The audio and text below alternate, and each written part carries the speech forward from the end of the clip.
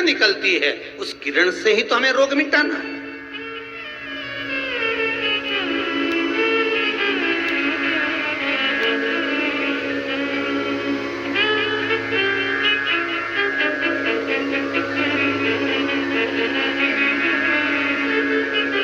अरे भाई, आप और हम में से बहुत सारे ऐसे होंगे जिनको शरीर में कष्ट होता होगा, और जैसे ही हॉस्पिटल में या क्लिनिक पर या डॉक्टर के पास पहुंचते हैं, बस डॉक्टर हाथ पकड़ के देखता है तो आधी बीमारी तो वहीं समाप्त हो जाती है। बोलो होती कि नहीं होती? सही बताओ। आप लोग तो गए होंगे, हम भी गए होंगे, सत्य बोलना।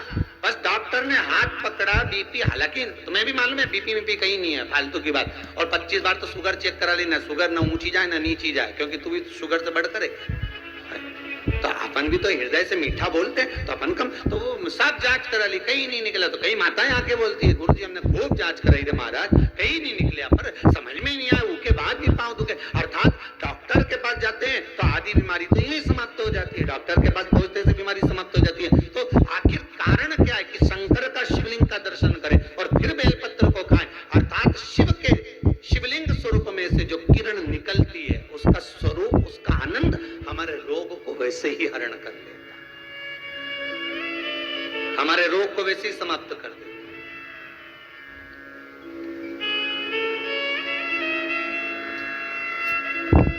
हम शंकर के स्वरूप का एक आनंद पा सकते हैं।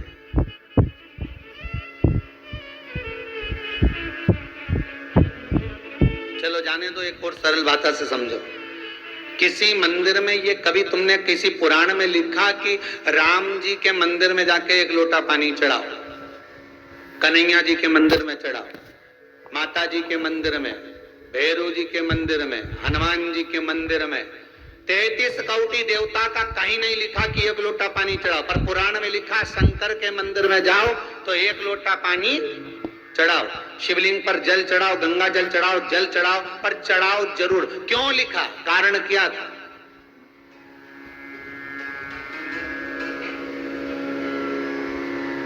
एक आध बार राम जी के मंदिर जाओ, कन्हैया जी के मंदिर जाओ, देवी जी के मंदिर जाओ, अच्छा बढ़िया माता जी चुंदड़ी मुंदड़ी पहन के बैठी हो, बढ़िया सब लगा लोगों के, और पंडित जी के हट यहाँ से, और बाल्टी भर के, लोटा भर के पानी ले जाओ और माता जी के चढ़ा दो। फिर देख, फिर पंडित के जो माता है उसके देख, अभी तो तूने माता जी के चढ़ाया था, अब माता जी तेरे पे चढ़ेगी, अब वो देख है?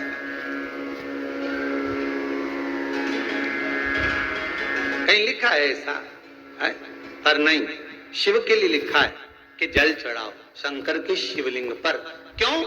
उसका कारण है, जब हम जल चढ़ाने के लिए जाएंगे तो शंकर भगवान पर जब जल चढ़ेगा तो उस जल का स्पर्श हमारे हाथ से शिवलिंग का होगा तो उससे हमारा कल्याण अपने आप हो जाएगा। क्योंकि सारे आनंद चरण, सारे देवताओं का एक तेजपुंज उस शंकर के स्वरूप में विराजमान है। कहते हैं जब संपूर्ण सृष्टि खंड नष्ट करने का जब समय आता है, भगवान शंकर काय के देवता है? संहार के देवता।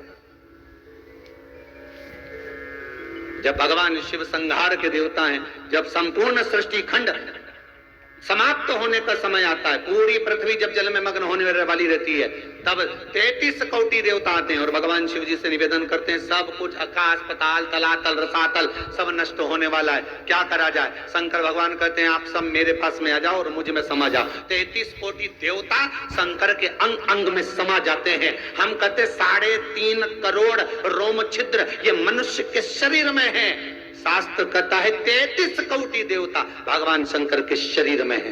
जब भगवान शंकर के शरीर में 33 कोटि देवता विराजमान हो जाते हैं, शिव के भीतर विराजमान हो जाते हैं, तो हम जल केवल एक देवता को नहीं चढ़ाते, 33 कोटि देवता को चढ़ाकर उसका पुण्य अर्जन कर लेते हैं, पुण्य प्राप्त कर लेते हैं। 33 कोटि देवता को